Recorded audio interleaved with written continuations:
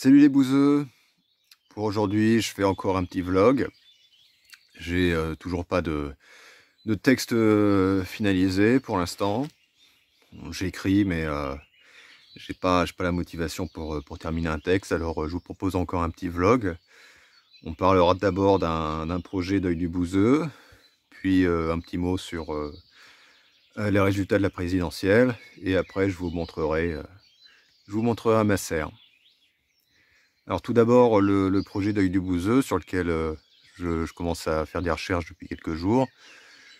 Vous aurez remarqué que ça fait longtemps que j'ai pas fait d'œil du bouseux, depuis,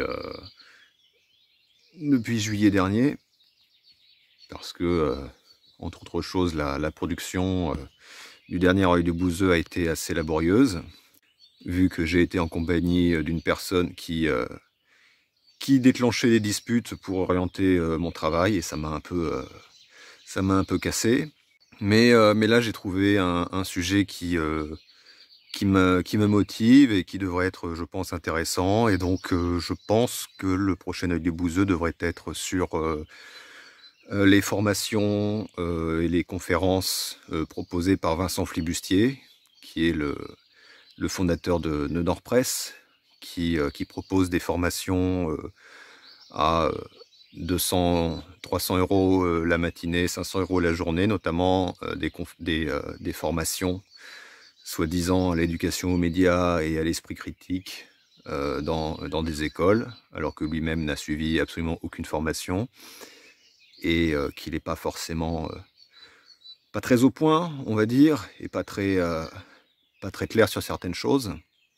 Et donc voilà, donc je pense que le prochain sujet, ça sera sur Vincent Flibustier, et j'en profite pour si des gens peuvent le contacter, si des gens, plutôt des gens qui le connaissent un peu, peuvent le contacter. Moi, j'ai essayé de lui envoyer un mot en public, vu qu'il m'a bloqué sur Twitter. J'ai dit publiquement que voilà, j'aimerais lui poser 2-3 questions. Donc s'il peut me contacter ou me débloquer sur Twitter, que je puisse lui envoyer un message privé pour qu'on en discute. Voilà, ça serait bien, j'ai quelques questions à lui poser. Donc s'il refuse de me répondre avant que je publie, ça sera pas la peine de répondre après. Voilà. Ensuite, bon, bah, les présidentielles, bon, voilà, on a... Ce qu'il reste de la République a été sauvé. Chouette. Grande victoire. J'aimerais juste réagir par rapport au confusionnisme, hein. Vous le savez, c'est un sujet assez récurrent sur la chaîne, le confusionnisme, qui a été le sujet d'un œil du bouseux, et j'en ai aussi parlé dans ma vidéo réponse au canard réfractaire. Donc l'œil du bouseux, c'était sur le confusionnisme, c'était par rapport à la stratégie de camarade Charles. Et donc là, par rapport au confusionnisme, on a pu voir des personnes comme Étienne Chouard ou encore Tatiana Ventose appeler explicitement à voter Marine Le Pen contre Macron. Bon, voilà, c'est tous les gens qui nous disent depuis des années « Mais non, faut arrêter de les associer à l'extrême droite. » Ouais, enfin, voilà, hein, c'est comme d'habitude. Mais bon, évidemment, ils vont sûrement répondre que c'est bien la preuve que Marine Le Pen n'est pas d'extrême droite, hein. Marine Le Pen qui serait la représentante des classes populaires, bien sûr, bien sûr. Enfin, c'est pas à ça que je souhaite répondre. C'est plutôt pour relever que voilà, quand on a des gens qui, pendant des années, ne font que faire finalement de l'antilibéralisme, en disant que Macron c'est l'ennemi, c'est l'ennemi, c'est l'ennemi, c'est l'ennemi, c'est le seul ennemi, hein. Et ben forcément, quand ils n'ont absolument aucune conscience, aucune base antifasciste, et quand on se retrouve à devoir choisir entre Macron et Le Pen, bah ils choisissent Le Pen, voilà. Sans considérer que Le Pen, bah, c'est une libérale aussi, hein. C'est une grosse libérale, mais qui est nationaliste et autoritaire, voilà. Bon, et le confusionnisme, voilà, ça mène à ça, quoi. Ça mène finalement à soutenir l'extrême droite, hein, quand on passe son temps à dire que Macron c'est l'ennemi et puis que la gauche radicale serait... ah oui, ça aussi c'est ce que je voulais relever, hein, quand ils disent que la gauche radicale serait pervertie par les JW woke intersectionnels des États-Unis, de la CIA sioniste, hein, ce genre de choses. Bon, il y a un moment... ce que je voudrais relever, c'est que la ligne de la France Insoumise, qui serait donc, d'après ces personnes-là, comme d'après les confusionnistes, qui serait une ligne pervertie, gangrénée, hein, par l'islamo-gauchiste intersectionnel de la CIA des États-Unis. Bon, c'est une ligne qui fait 20%, hein, alors que la ligne de Fabien Roussel, la vraie France, bien de chez nous, avec du saucisson bien de chez nous, les vrais prolos bien de chez nous, ça fait 2%. Hein. Donc voilà, hein,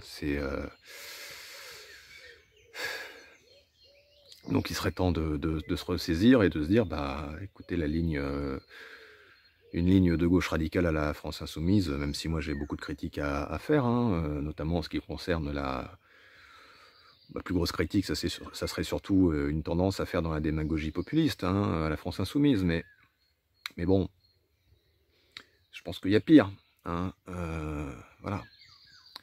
Je pense que la démagogie populiste à la Fabien Roussel, le saucisson, la viande, les véganes qui veulent nous interdire de manger de la viande, mais n'est-ce pas, hein, bon, de toute façon, historiquement, on a du recul sur ce genre de sujets, hein, les quelques arrivistes dans la gauche socialiste ou syndicale, genre Doriot par exemple, hein, des types qui ont été exclus du PC, exclus de syndicats et qui ont rejoint les fascistes. On en a quelques exemples. Donc bon, c'est pas parce que un type a été un jour dans une organisation de gauche que quand il soutient des fascistes, ça veut dire que la gauche soutient les fascistes ou que les fascistes sont du côté du peuple, hein. Je pense que des cas de types qui étaient à gauche et qui se sont fait exclure et qui ensuite ont rejoint les fascistes, enfin Mussolini lui-même. Ah, Mussolini lui-même était au PS italien, voilà, avant de se faire exclure à cause de son militarisme, hein.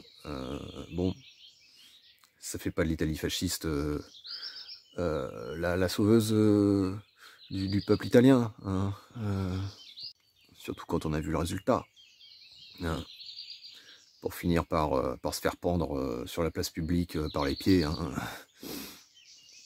Bon, peut-être qu'il y en a qui termineront comme ça, s'ils continuent. Après, on verra. Bon, quoi qu'il en soit, je vais vous montrer un petit peu mes plantes, hein. Donc là, je suis dans ma serre qui a un tunnel froid, de la taille d'un grand appartement à Paris. Là, derrière, vous avez mes semis de tomates que j'ai repiqués dernièrement. Donc là, c'est cœur de bœuf. Et l'autre, c'est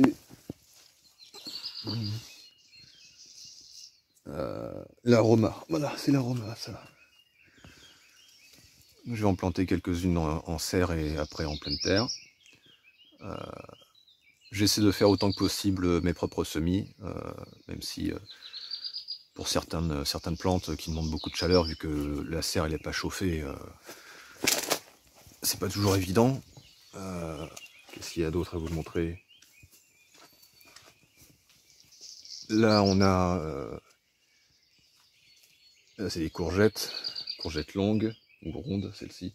Il y a les deux, j'ai fait courgettes rondes et courgettes longues. Il y a des concombres, et là-haut c'est des cornichons, là c'est d'autres courgettes. Sinon, je vais vous montrer. Il y a des radis là, ici c'est des plants d'aubergines que j'ai achetés et que je vais planter en intérieur. Et là c'est ça c'est le reste, quand je fais du bois je récupère la sûre. et aussi, voilà, ça c'est la sûre. Et ensuite, j'étalerai ça au pied des plantes pour pailler, pour couvrir le sol. Donc il y a des gros tas de toute la sûre, des gros sacs de sûre que j'ai récupérés. Puis là c'est le plan de travail, c'est un peu le bordel. Là il y a quelques cactus. Faites pas attention, hein, c'est le bordel, mais faites comme chez vous. Voilà. Ah, il y a aussi ma menthe glaciale.